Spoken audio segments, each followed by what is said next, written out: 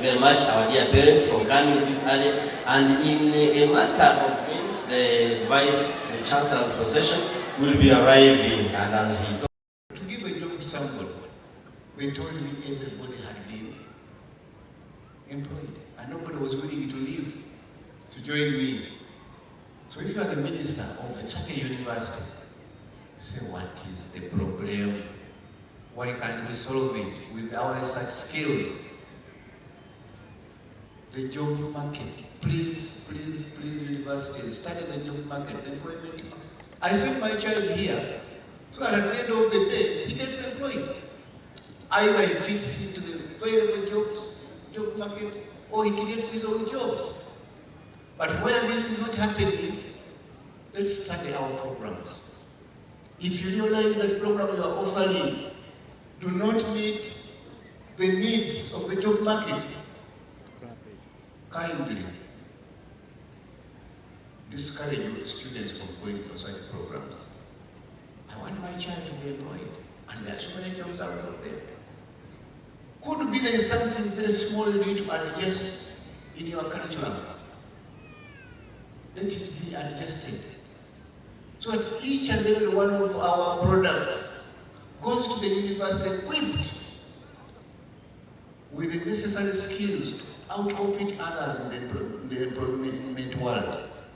I'm sorry I said I'm going to use only 2 points, but I felt that was very dear to me, and I needed to share with you, my dear graduates. If you go out there, you spend 6 months without a job, no, there is a problem with you, with the skills you have, and you better do something about it.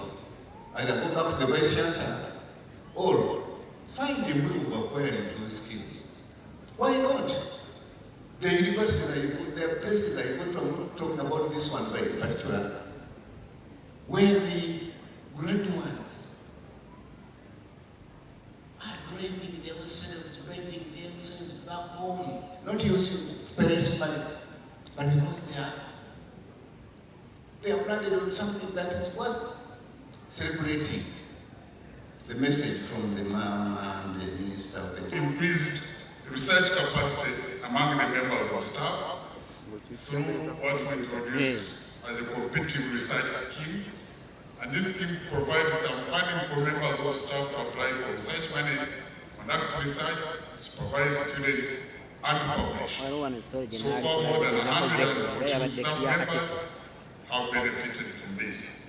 And it is through their publications that they get promoted to higher levels. We have been discussing with the government, Honorable Minister, to increase the number of staff with PhDs in order to make significant contribution to research, leading to social-economic transformation of society. To do this, we urge government to provide a scholarship scheme where people who want to do PhDs can be supported, and people who want to do masters can be supported through the scholarship, and then we graduate these people with PhDs.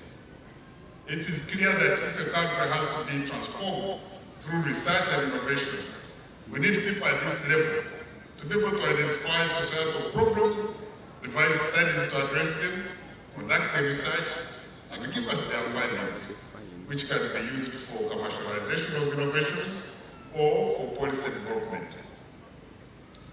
The area of physical infrastructure and ICT development,